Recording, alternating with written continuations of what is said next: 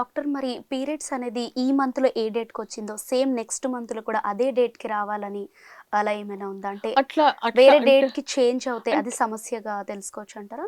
అంటే అంటే need not be always. అంటే కొంతమంది చెప్తారు ఇప్పుడు మన బహుశా ఈ నెల 25కి పీరియడ్ వచ్చింది. యూజువల్‌గా వాళ్ళకి ఎలా ఉంటుంది సైకిల్ అంటే ఈ నెల 25కి పీరియడ్ వస్తే ఇంకా నెక్స్ట్ మంత్ ఒక 3 డేస్ ముందర వస్తుంది.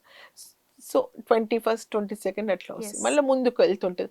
సో ఇవి అంటే ప్రతీది కూడా అది మనకి డిస్కంఫర్ట్ ఇచ్చేయనంత వరకు దాన్ని ప్రతి సమస్యగా భావించక్కర్లేదు. ఒక 2-3 డేస్ ముందుకొచ్చినా 3-4 డేస్ బయటకి. అందుకని మనం ఫ్రీక్వెన్సీ చెప్తున్నాం కదా! 28-35-40 కొంతమంది ఫ్రీక్వెన్సీ సైకిల్ 35 డేస్‌కి ఒకసారి ఉంటుంది. కొంతమందికి 40 డేస్‌కి ఒకసారి కూడా ఉండొచ్చు. కొంతమందికి 28, 29 డేస్‌కొస్తుంది.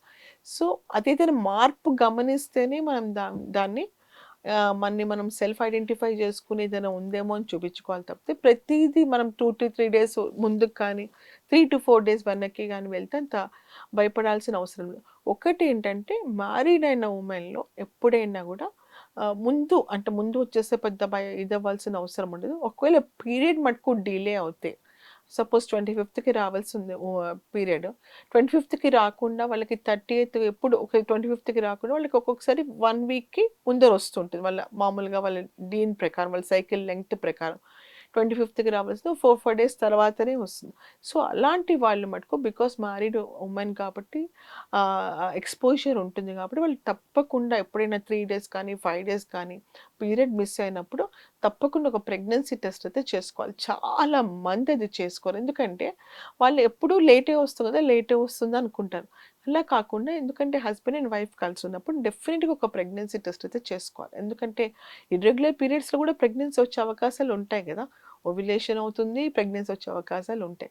సో, ప్రెగ్నెన్సీ టెస్ట్ అయితే కంపల్సరీగా చేసుకోవాలి. సో, 2-3 డేస్ అటు, 3-5 డేస్ ఇటు పెద్ద అంత ప్రాబ్లమ్ ఏంటి ఉండకూడదు. మరి పెళ్లి కాని మహిళలకు అలా సేమ్ ప్రాబ్లమ్ వస్తే? పెళ్లి కాని మహిళలైతే ఇంక అన్‌లెస్ దే ఆర్ ఎక్స్‌పోజ్డ్ హ్మ్. They need not worry. Okay exposure doctor. లేకపోతే వరీ అవ్వాల్సిన అవసరం అయితే లేదు. ఎక్స్‌పోజర్ ఉంటే మటుకు మనకేమైనా డౌట్ ఉంటే మటుకు డెఫినైట్‌లీ ప్రెగ్నెన్సీ టెస్ట్ చేసుకోవాల్సిన అవసరం మటుకు ఎప్పుడైనా డీలేడ్ పీరియడ్స్ అవుతే ప్రెగ్నెన్సీ టెస్ట్ చేసుకోవాల్సిన అవసరం మటుకు ఉంది.